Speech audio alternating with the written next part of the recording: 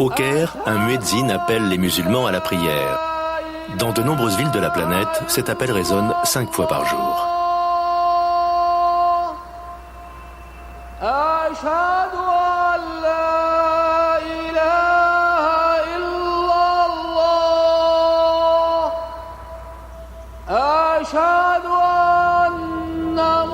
Près d'un quart de la population mondiale y répond, des fidèles unis par l'esprit persistant de l'islam.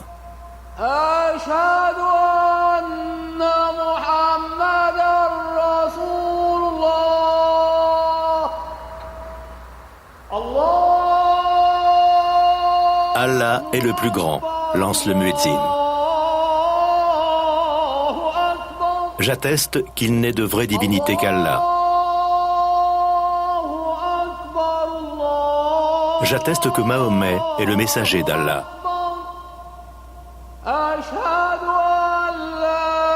Venez à la prière, venez à la félicité. Allah est le plus grand, il n'est de vraie divinité qu'Allah.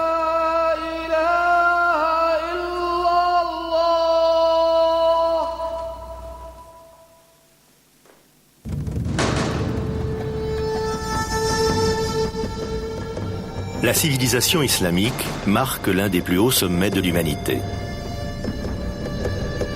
Un pouvoir planétaire fondé sur la seule foi. Une révolution spirituelle qui allait façonner les pays de 3 continents et fonder un empire.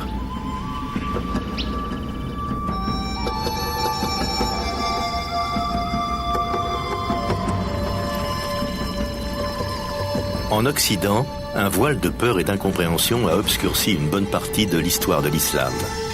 C'est oublier à quel point l'histoire cachée de cette religion et la civilisation occidentale s'interpénètrent.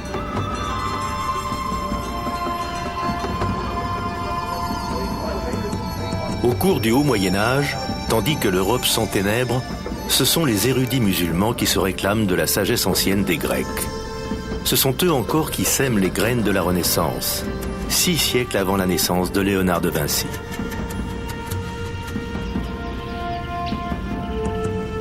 Des remèdes à nos maladies jusqu'aux nombres qui nous servent à compter, la civilisation musulmane a façonné les cultures du monde entier.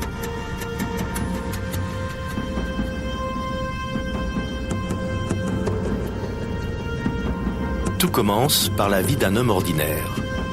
Le message profond qu'il véhiculera changera le monde à jamais. Il se nomme Mahomet.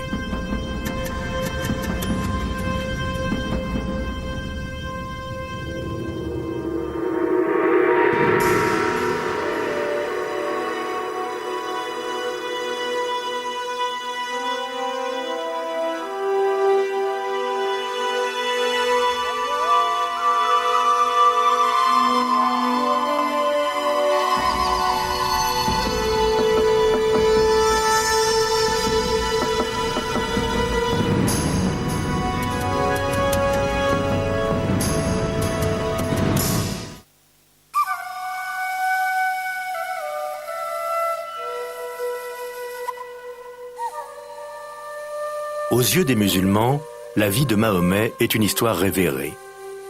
Ses mystères, comme ses certitudes, renvoient à des croyances tenues pour sacrées. Tout ce qu'on raconte au sujet du prophète dépend d'une mémoire transmise de siècle en siècle et de la sélection qui s'opère dans le temps. Il est donc très difficile d'extraire de ces différentes sources très louangeuses l'être humain ordinaire, l'homme qu'il fut.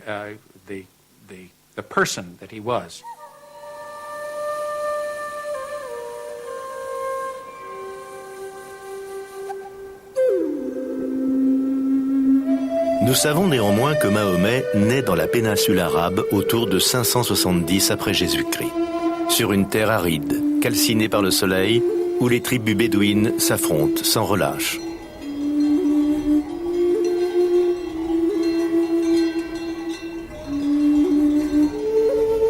Enfant, il connaît, grâce à ses parents, un avant-goût de la vie dans le désert. Mahomet était originaire de la Mecque. Mais on l'a envoyé vivre avec les Bédouins, parce que même les Mécois considéraient que ces nomades étaient dépositaires de la quintessence de la culture arabe.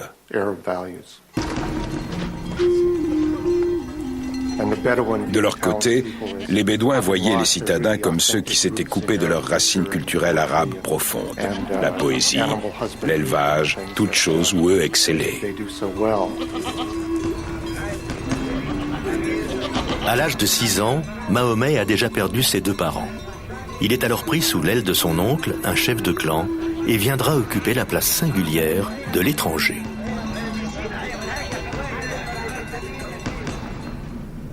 Il s'est retrouvé orphelin assez jeune et s'est mis à regarder tous les laissés pour compte avec une certaine sollicitude. Être sans père ni mère dans une société tribale où les relations claniques et familiales sont les clés de tout, la réussite, le statut, l'honneur, la dignité, c'était vivre une expérience de la marginalité, ce qui a bien entendu profondément marqué le jeune homme qu'il était.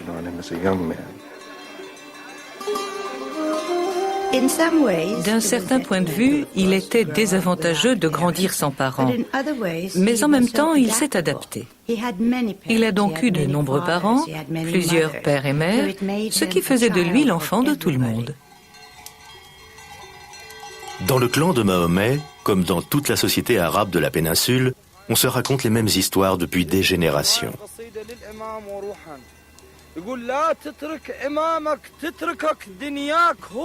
La civilisation pré-islamique était une culture à dominante orale.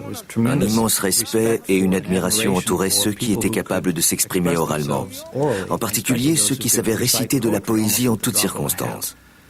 Les poètes comptaient parmi les personnages les plus importants du groupe. Ils chantaient la gloire de la tribu. Ils racontaient son histoire. Chez les Bédouins, le mot revêt une fonction mystique. Les poètes relient la tribu à ses ancêtres et célèbrent des valeurs immémoriales. La poésie est le ciment de la communauté. Elle célèbre ses victoires, déplore ses défaites.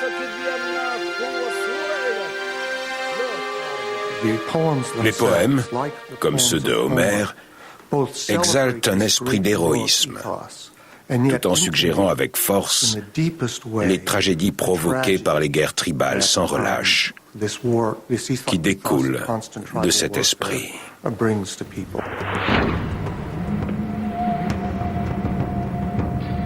La guerre et le conflit constituent la terrible réalité de l'époque. Mahomet acquiert auprès de son oncle les aptitudes nécessaires à sa survie. Dans un monde où un homme, serait-il prophète, doit savoir manier l'arc et la flèche.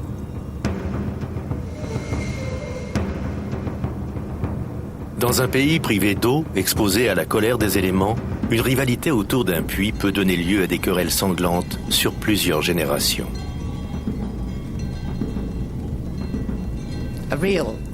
De vraies rivalités, de vraies batailles, quelquefois assez sanglantes, de sorte que les individus faisaient allégeance à leur famille et plus généralement à la tribu.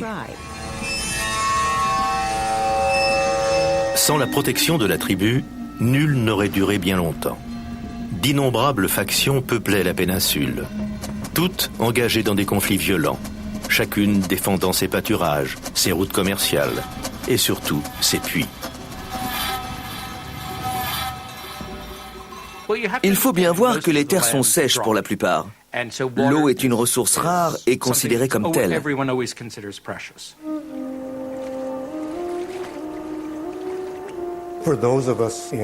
Pour nous qui vivons sous des climats plus humides, il est difficile de comprendre la symbolique attachée à l'eau par les sociétés du désert, qui ne connaissent qu'une ou deux pluies par an et pour lesquelles un peu d'eau sauve de la mort.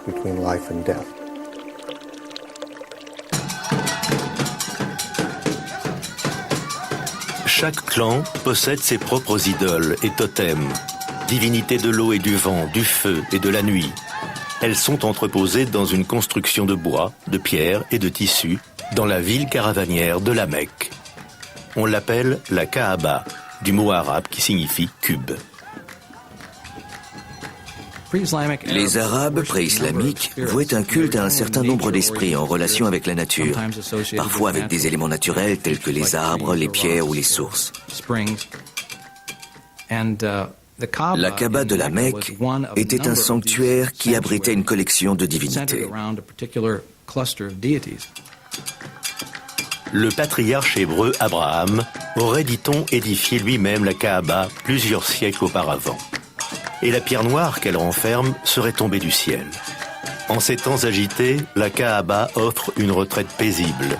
C'est le seul lieu où les Bédouins consentent à observer une trêve avant de retourner guerroyer sur une mer de sable.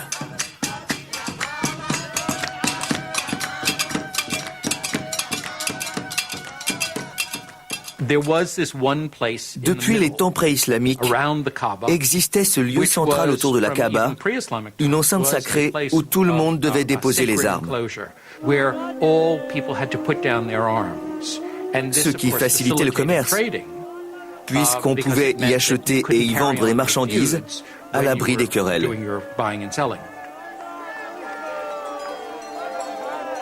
Pour ce qui est des Arabes pré-islamiques, l'importance spirituelle de la Kaaba et de la Mecque est difficile à dissocier de son rôle économique. La Kaaba fait de la Mecque un centre névralgique pour les échanges commerciaux. On y trouve de l'encens arabe, des parfums exotiques, des épices indiennes, des soieries chinoises et du lin égyptien. C'est peut-être l'extraordinaire mélange de cultures qui fait la plus grande richesse de la ville. Il passait dans la ville des gens qui venaient de très loin et avaient de ce fait toutes sortes d'expériences à partager. Il y avait là un mélange de confessions. On trouvait des juifs, des chrétiens et les arabes du désert qui pratiquaient une religion de type animiste.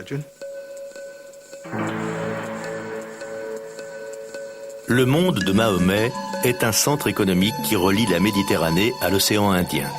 Un trait d'union entre les empires vieillissants de Byzance et de Perse et les grands bazars de l'Inde et de la Chine.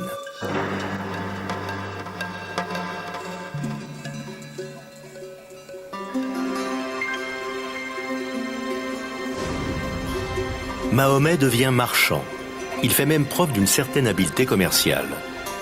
À 25 ans, alors qu'il mène une caravane vers le nord à destination de la Syrie, ses qualités attirent sur lui l'attention de la propriétaire du chargement, une riche veuve du nom de Khadija. Elle s'éprend de lui et il se marie.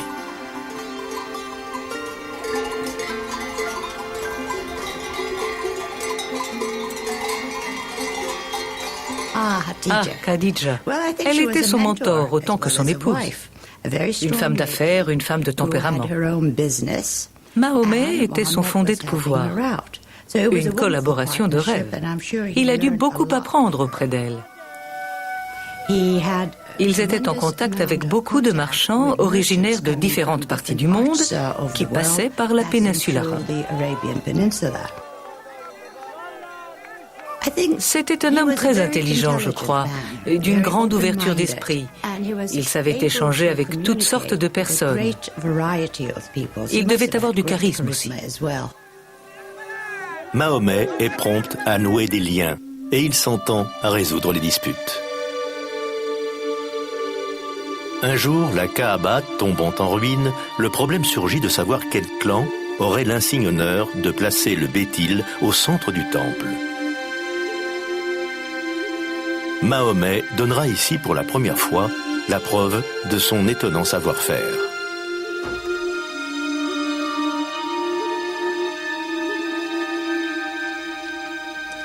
Il assigne aux 4 chefs le soin de tenir un bord du manteau et de soulever la pierre ensemble.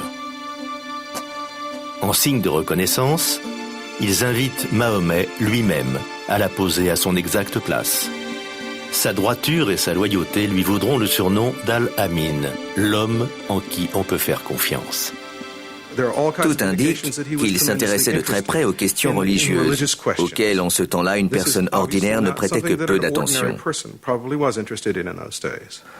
Il discutait avec les sages arabes, chrétiens et juifs, qui vivaient dans la région.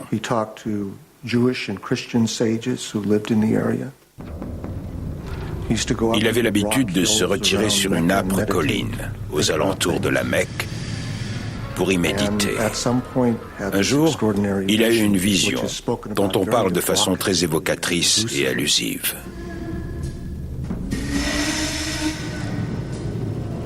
Dans une grotte, sur les hauteurs entourant la Mecque, Mahomet connaît une expérience qui décidera de toute sa vie.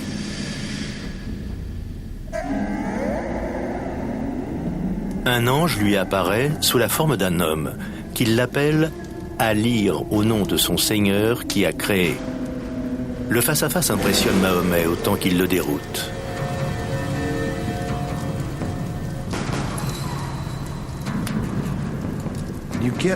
Voilà un être qui se perçoit comme un individu normal dans la société de son temps, en dépit d'une sensibilité très vive aux questions relevant de la justice sociale et du sens de l'existence, sans que ses amis l'associent pour autant à quelque miracle que ce soit.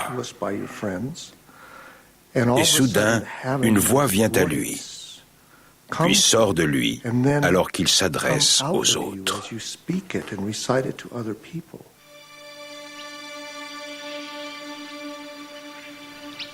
Ici débute pour Mahomet sa carrière de prophète.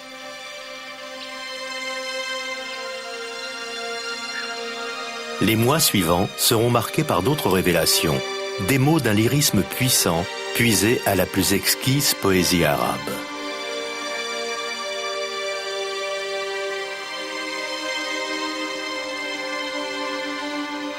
Mahomet doit porter aux siens un message, une proclamation simple mais radicale, qu'il n'y a qu'un seul Dieu.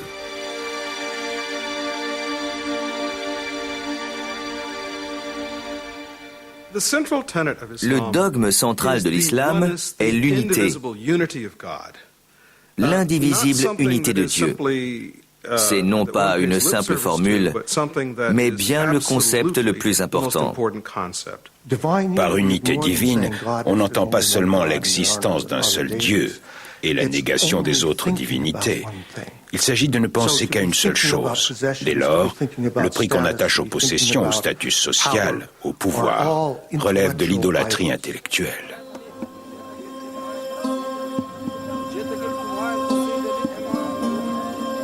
Position lourde de conséquences. De l'unicité de Dieu à celle du peuple, il n'y a qu'un pas à franchir. Fini donc les divisions claniques. C'est une révolution pour les pauvres et les démunis. Il me semble que l'élément primordial de ces premiers enseignements, dont on ne parle guère, tient à l'idéal de justice sociale qu'il défendait. À l'époque, à la Mecque, le fossé se creusait entre les possédants et les déshérités, situation qu'il a dénoncée. Il prônait le partage des richesses. À mon avis, c'est ce message de justice sociale qui lui a permis d'être entendu du peuple.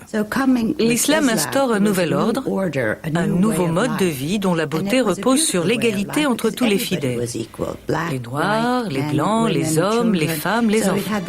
Il porte donc en lui cette universalité qui est, à mon avis, la raison pour laquelle il s'est propagé si vite. Alors que Mahomet commence à prendre la parole au sein de sa communauté, son message en touche plus d'un. Son message avait la subtilité et la profondeur symbolique de la grande poésie pré-islamique, celle qui avait donné au peuple d'Arabie une oreille d'une sensibilité extraordinaire à l'expression verbale. L'oralité était en effet un vecteur culturel central. Certains le considéraient comme un poète.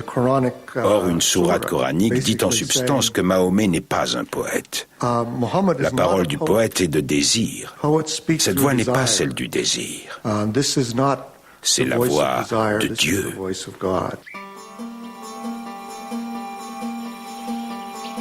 Les fidèles de Mahomet se multiplient.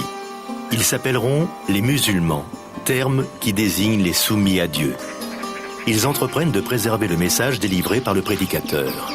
Ce sera la naissance du Coran.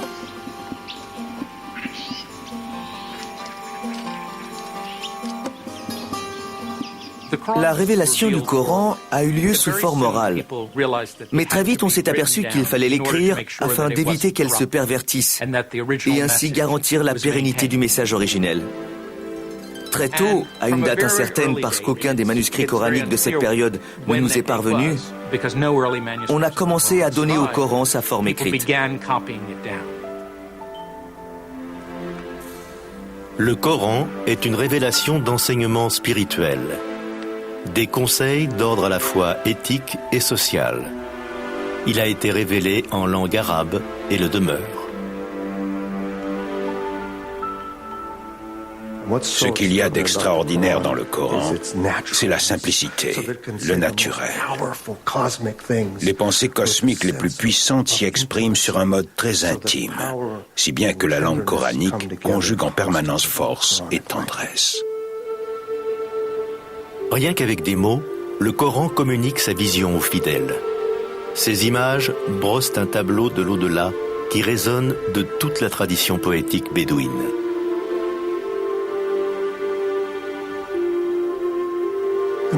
Imaginez-vous dans le désert, dans la poussière et l'éclat du soleil. Vous êtes enveloppé dans de longs vêtements, sans quoi le vent vous arracherait la peau du visage. Vous entrez dans une oasis. La température chute brusquement. Un grand calme se fait. Les hurlements du vent cessent. Partout autour de vous, c'est de la verdure et de la couleur. L'univers de l'eau est symboliquement associé au paradis. Ce que le Coran évoque en quelques mots brefs.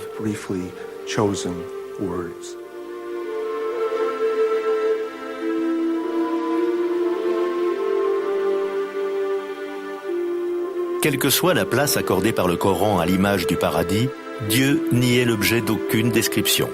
Le mystère reste entier. Il est très difficile de parler de Dieu sans le réifier ou tomber dans l'anthropomorphisme en faisant de lui une projection de nous-mêmes. Si les musulmans se méfient de la statuaire, par exemple, c'est parce qu'ils y voient un danger. Le Coran déjoue ce piège en changeant constamment de pronom, de manière qu'on ne puisse réifier Dieu ou se former de lui une image physique. Plus qu'une image physique de Dieu ou de Mahomet, c'est la beauté du Coran lui-même que l'islam célèbre. L'islam s'est développé dans un contexte où l'image n'était pas valorisée. La révélation du Coran tient lieu de représentation de Dieu sur terre. Dès les débuts de l'islam, la seule représentation valable de la parole divine était le Coran lui-même, et non une figuration de Dieu, puisqu'il était interdit de le représenter, encore moins une image de Mahomet, puisqu'il ne relevait pas du divin.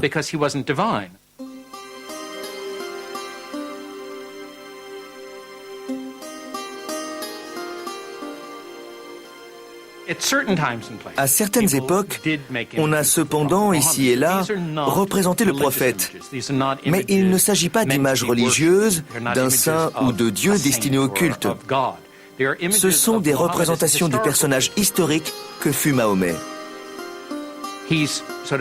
On l'honore en le faisant figurer sur un fond d'un bleu très lumineux ou à proximité d'un nuage blanc. Mais c'est là tout ce qui le différencie des autres personnages de la scène. Ailleurs, il est représenté le visage recouvert d'un tissu blanc. Il y avait donc différentes approches à sa figuration. En tout état de cause, il ne s'agit jamais d'images de piété, on n'est pas supposé prier devant elles. Leur fonction est de nous en apprendre davantage sur l'histoire de la religion.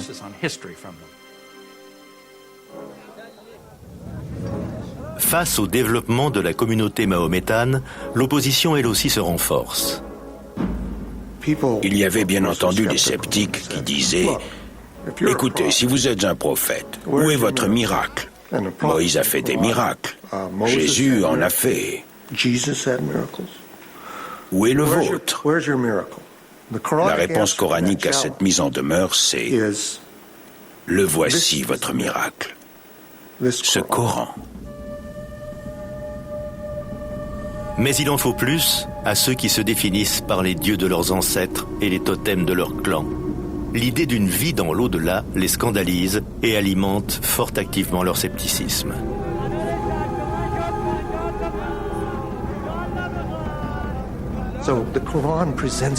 Le Coran fait état de ces doutes.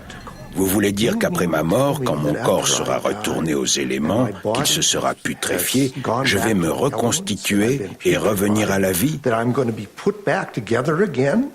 De tous les messages coraniques, celui-ci paraissait au peuple d'Arabie le plus difficile à accréditer. Mahomet parle aussi de la damnation éternelle pour ceux qui se rendent coupables d'injustice. Il emploie l'imagerie de l'Apocalypse, évoquant les signes de la fin des temps, lorsque les montagnes s'écrouleront, que le ciel s'enroulera sur lui-même comme des manuscrits. Alors seulement, nous saurons de quels actes nous devrons répondre.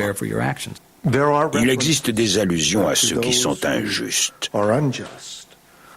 Ils finissent dans les flammes. Le jugement divin invoqué par le prophète indigne les non-croyants.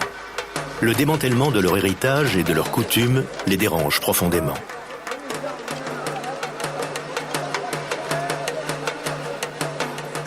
C'était une menace à plus d'un titre.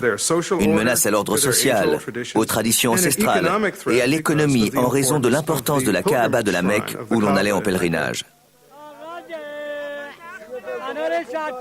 Pendant que les adeptes de Mahomet se multiplient, l'organisation sociale de la cité caravanière commence à péricliter. Les affaires souffrent de la désertion des pèlerins et des commerçants, inquiets pour leur sécurité. Les chefs de clan décident de faire disparaître Mahomet et son message.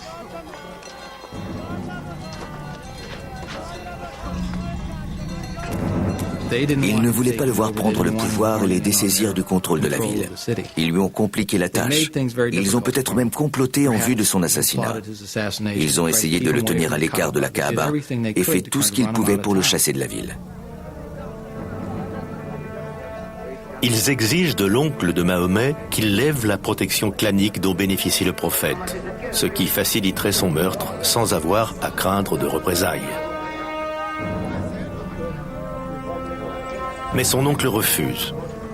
Sa position équivaut à une déclaration de guerre. Ce conflit entre clans ne connaîtra plus désormais d'arbitrage que par la force. Mahomet est appelé à accomplir des choses extraordinaires, à mener les Bédouins à renier leurs dieux multiples, à désavouer leur père et à renoncer à la guerre tribale. Des demandes qui ont abouti, comme c'était prévisible, au mépris, à la persécution et aux violences qu'il a endurées.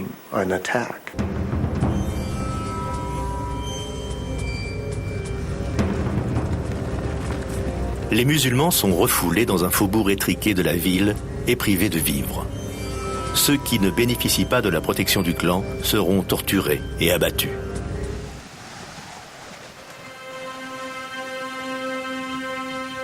En 619 après Jésus-Christ, l'oncle de Mahomet ainsi que sa femme Khadidja s'éteignent. Il perd son premier amour et son seul protecteur, moment tant attendu par ses ennemis.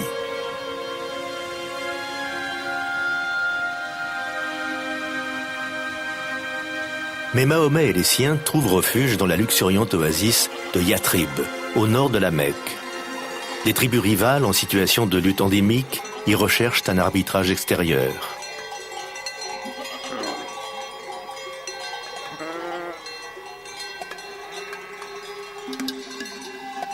Ils avaient entendu dire que Mahomet était un homme digne de confiance, qu'il avait des dons d'arbitrage, et ils se sont dit « faisons appel à ses services ». Ils l'ont donc invité.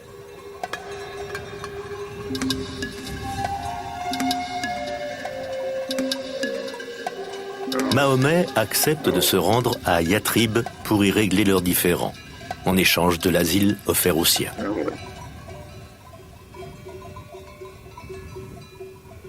Les adhérents de Mahomet, quittant la ville de leurs ancêtres, de leurs familles et de leurs tribus, fournissent la preuve éclatante de leur dévouement.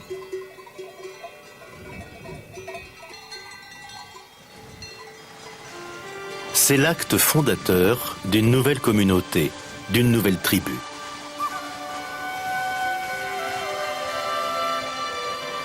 C'est donc la foi, et non plus les liens du sang, qui fédèrent ses membres.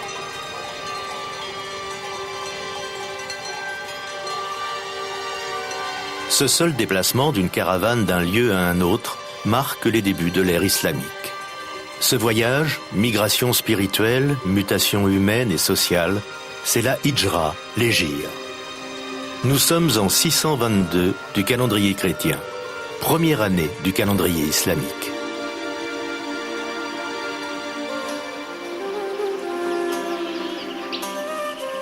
Auprès des gens de Yatrib, le prophète ne fait que poursuivre sa mission, délivrer un message d'unité et de paix. À Médine, on lui a demandé d'incarner une figure salomonique, en arbitrant des tensions intertribales qui semblaient insolubles. Son intervention est couronnée de succès. Yatrib va changer de nom. Elle s'appellera désormais la cité du prophète, Madina an-Nabi, ou plus simplement Médine. À Médine, Mahomet avait pour mission de réconcilier ces groupes divers et variés, de tenter de forger une communauté de croyants en établissant entre eux une sorte d'harmonie. Au clan divisé de Médine, le prophète propose sa vision de la solidarité. Toutefois, tout en faisant rayonner l'islam, il ne s'oppose pas aux croyances des autres confessions.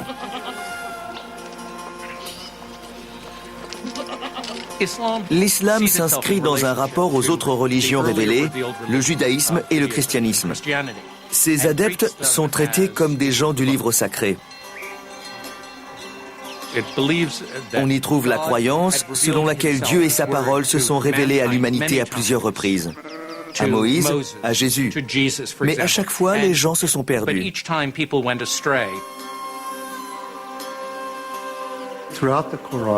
Tout le Coran atteste l'humanité de Mahomet, son humilité et l'extraordinaire défi que représente la mission dont l'investit cette révélation divine.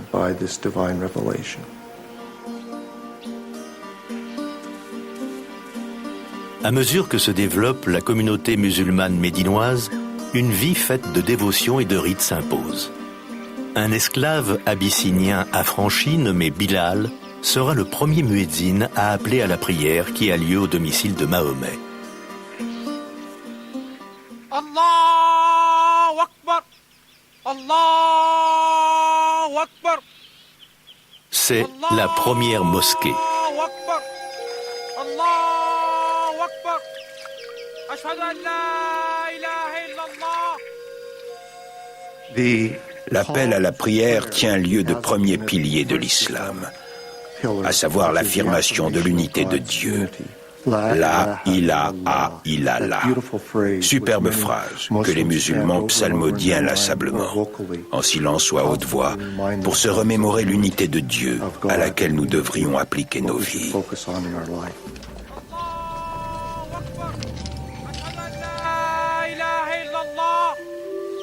أشهد أن لا إله إلا الله أشهد أن محمدا رسول الله. La prière collective est une bonne chose.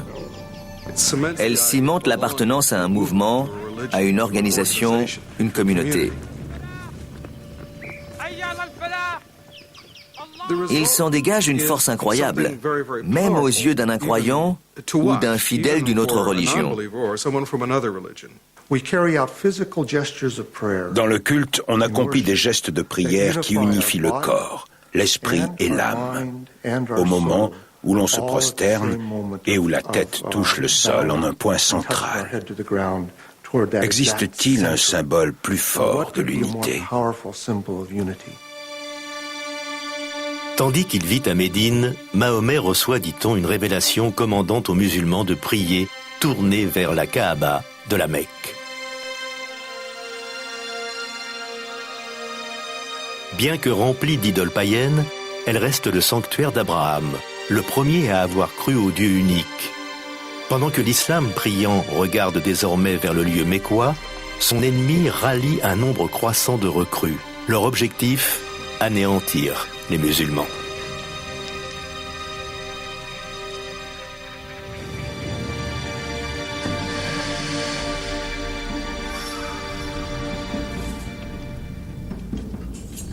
Les alliés de Mahomet commencent donc à s'armer.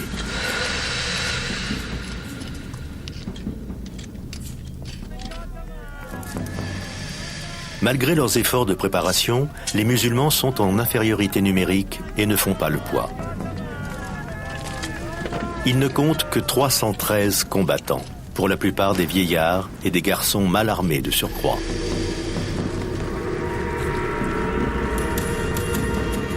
Les Mécois, en route pour Médine, en revanche, le sont fortement et totalisent 1 millier d'hommes.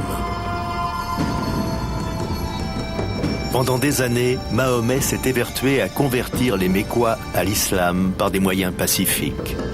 L'heure est maintenant venue de prendre les armes.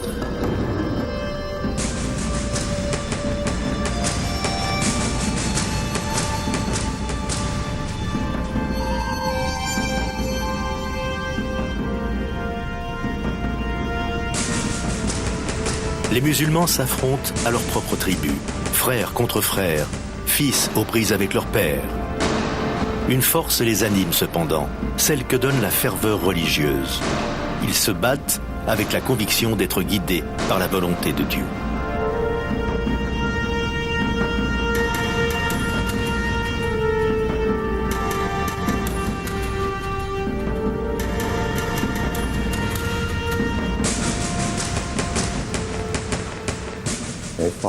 Ils ont livré 3 batailles très sanglantes.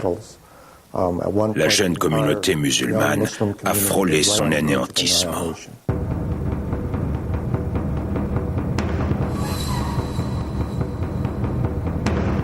Contre toute attente, pendant 3 ans, l'armée musulmane résiste.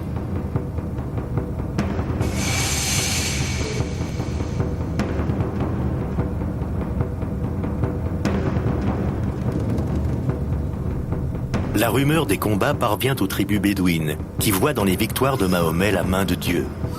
Un par un, les peuples du désert se rallient à sa cause. Ils viennent renforcer les rangs de l'armée musulmane. L'équilibre des forces commence à s'inverser.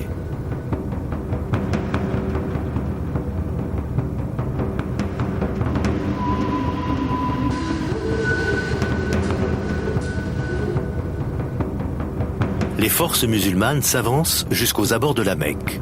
C'est un siège furieux qui durera près d'1 mois.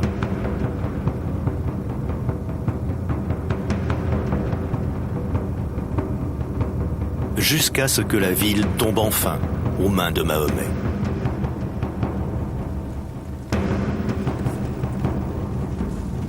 En 630 après Jésus-Christ, les Mécois, terrifiés, se préparent à subir l'assaut final.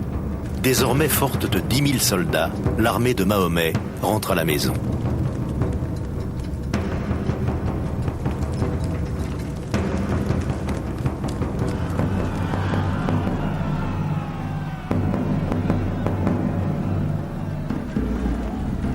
Les vaincus savent quel sort terrible les attend. L'art militaire tribal promettait aux Mécois une vengeance meurtrière. En général, on tuait les hommes. On réduisait en esclavage les femmes et les enfants.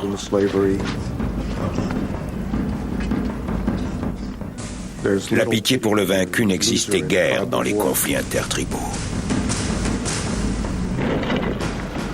Ce qui se vérifiait partout sur la planète.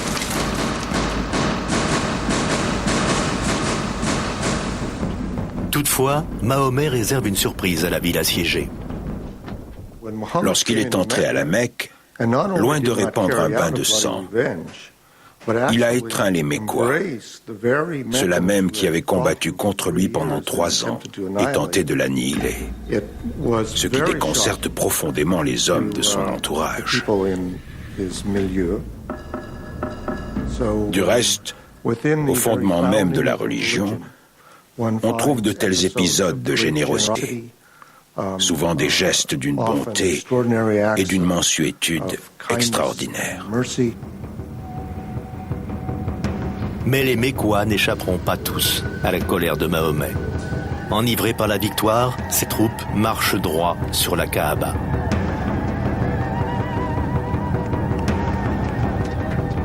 Elles accomplissent 7 circumambulations autour du sanctuaire parmi ceux venus invoquer le secours de leurs idoles. Ce ne sont pourtant pas les païens eux-mêmes que Mahomet entend détruire, mais leur Dieu. À son signal, les dieux tutélaires de ses ancêtres sont réduits en poussière.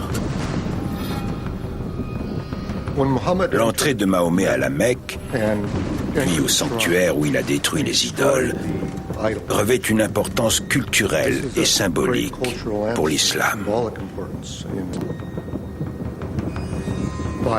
En brisant les idoles, il faisait voler en éclats le système tribal, au sein duquel chaque tribu révérait sa propre divinité indépendante. C'est ce qui a choqué les Bédouins. On détruisait les dieux de leur père, en leur signifiant en un sens que leur père s'était trompé. C'est inaudible au sein d'une tradition où les relations au père et à la tribu sont essentielles. Cet acte iconoclaste est donc perçu comme une violence prophétique de même importance pour la tradition islamique que Moïse brisant les tables de la loi sur le mont Sinaï pour avoir pris conscience de l'idolâtrie de son peuple, ou que Jésus chassant les marchands du temple.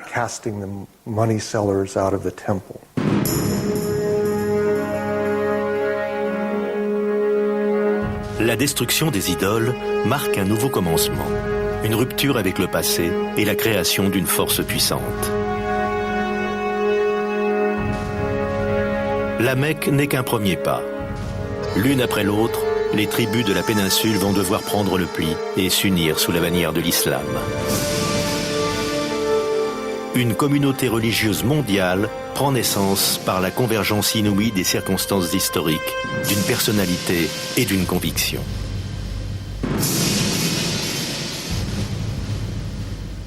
Mahomet a instauré un sens de la solidarité, un sens de la mission.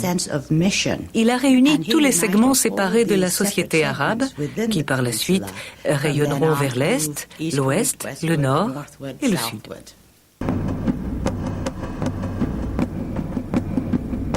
Les musulmans se tournent vers le nord, où ils pénètrent au Liban et dans la Syrie actuelle. Ils envahissent l'Égypte à l'ouest et bientôt l'Afrique du Nord, dressant des fortifications le long de la côte méditerranéenne. Seules les mers les arrêtent. L'expansion est si rapide à partir de 622, première année du calendrier islamique, qu'en 50 ans, des hommes dont les pères avaient été chameliers gouvernaient à présent l'un des plus grands empires dans l'histoire mondiale. Au bout de 2 siècles, ils s'étendaient de l'Espagne à la Chine.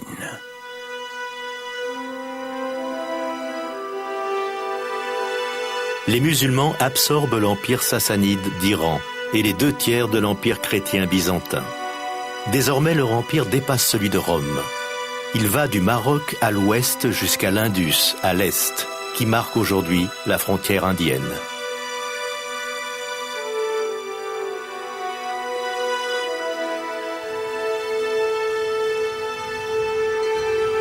Comment une armée aussi modeste a-t-elle pu aussi aisément conquérir un tel territoire en si peu de temps ?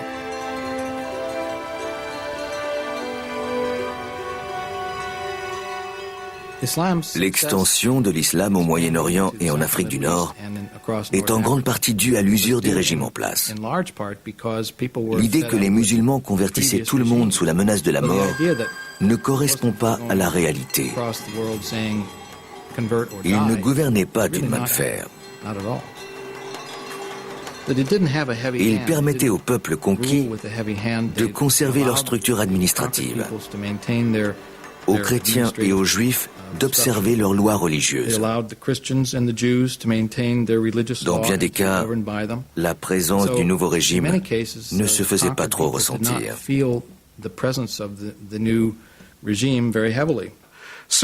Il est certain que pour des individus exploités ou tyrannisés par un clergé oppressant, voire parasite, l'idée d'une religion indépendante de tout sacerdoce a dû paraître très séduisante.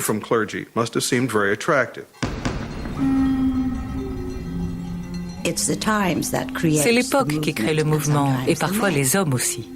L'Empire romain était divisé, l'Empire byzantin trop faible. On éprouvait le besoin d'une nouvelle vision, d'un nouveau regard sur la vie. Je crois que la mission de Mahomet a rempli ce vide au sein des sociétés de l'époque. Les gens étaient en attente de certaines formes de solidarité. Les leçons du Coran qui ont tellement réussi aux musulmans médinois et mécois se répandent partout dans le monde.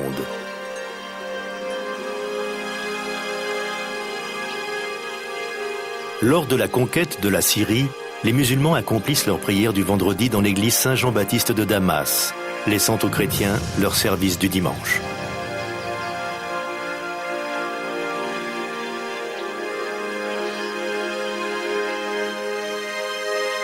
Côte à côte, les deux confessions, en paix, se partagent un même édifice.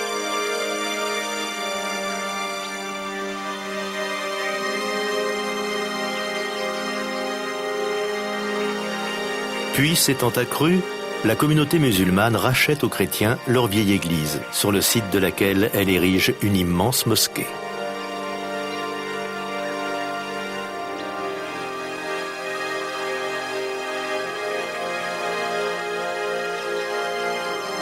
Des artisans byzantins l'ornent de mosaïques dorées, représentant le paradis musulman.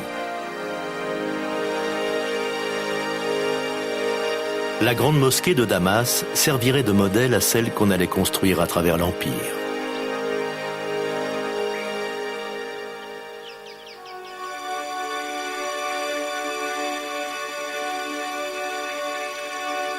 Les Arabes ont transformé les terres conquises, conservant, améliorant ou développant les infrastructures existantes.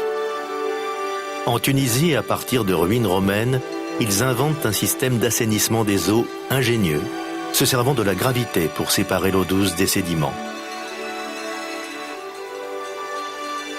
Ce système comprenait entre autres ces deux bassins qu'ils ont construits hors des fortifications.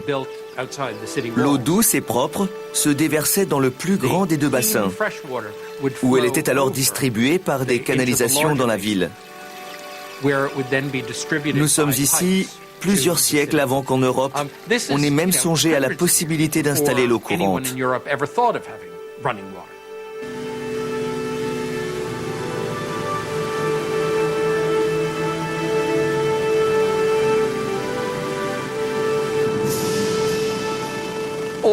Partout, on trouve des procédés pour faire venir l'eau des montagnes, où il y en avait plus que dans les plaines. Ainsi renaissent des systèmes d'irrigation compliqués dont on remplit d'eau les anciens aqueducs de pierre.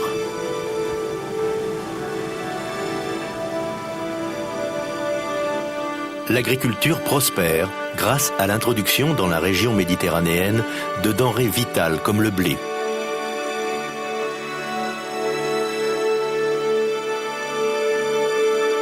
Mais c'est dans la ville sainte de Jérusalem que les musulmans signent leur exploit le plus monumental. Le premier chef-d'œuvre de l'islam est le dôme du rocher. Il a été construit dans une ville déjà sainte pour les chrétiens et les juifs. Le monument est spectaculaire.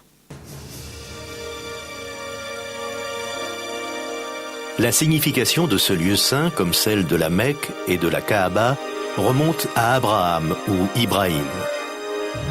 C'est sur le rocher que renferme le sanctuaire qu'il aurait sacrifié son fils. Le bâtiment est censé rivaliser en beauté avec l'église du Saint-Sépulcre, située non loin de là où Jésus aurait été enterré. Le dôme du rocher se signale par sa perfection. On révérait ce site comme un lieu tenu pour sacré par Abraham et Isaac. Imaginez ces nouveaux venus qui s'emparent de ce terrain de premier ordre. Ils construisent, en l'honneur d'une nouvelle religion, un édifice qui se dresse sur une montagne et brille au soleil sous les yeux de tout le monde. Ce n'est pas anodin. Il s'agit d'un geste important, fondateur. L'islam est là pour durer. En un siècle, la vision de Mahomet a transformé la carte spirituelle et politique de la planète. Ses fidèles ont établi un empire plus vaste que celui des Romains. Mais le prophète disparaîtra trop tôt pour le voir.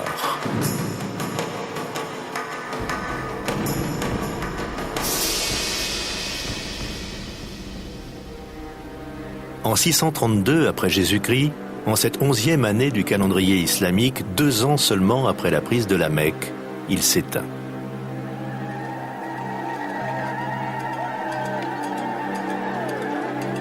À Médine, le désarroi est profond. Des jours durant, la ville endeuillée se livre à des cérémonies funéraires. On sait qu'il a demandé à être enterré très simplement, sans aucune inscription sur sa tombe. Il ne voulait pas qu'on vienne prier sur sa tombe pour qu'on ne se détourne pas du culte divin. Dieu n'avait parlé aux siens que par son intercession. Abandonné de lui, il le serait peut-être aussi de Dieu. La mort de Mahomet a déclenché une crise dans la jeune communauté islamique. La question de sa succession est la première dont on s'est préoccupé. Les opinions divergeaient quant au choix d'un nouveau chef. Pour les chiites, la secte des partisans d'Ali, Mahomet avait désigné comme successeur Ali, son beau-fils et cousin.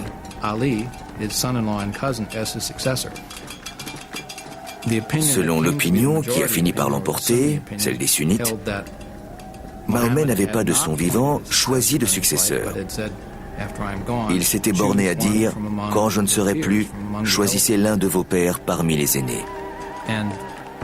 De la maison est sorti un homme qui allait lui succéder, Abu Bakr. Il s'est adressé aux autres et a déclaré « Si vous vénérez Mahomet, sachez qu'il est mort. Si vous vénérez Dieu, sachez qu'il est éternel. » Sa force et son influence profonde, l'islam l'attire du pouvoir fédérateur d'un Dieu unique, miséricordieux et compatissant, et d'un peuple soudé par une religion commune.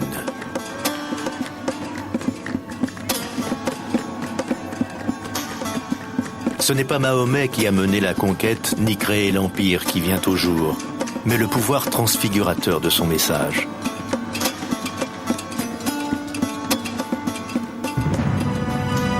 Il en jaillirait une source de savoir qui bouleverserait l'humanité, à mesure que l'islam étendrait loin sa sphère d'influence.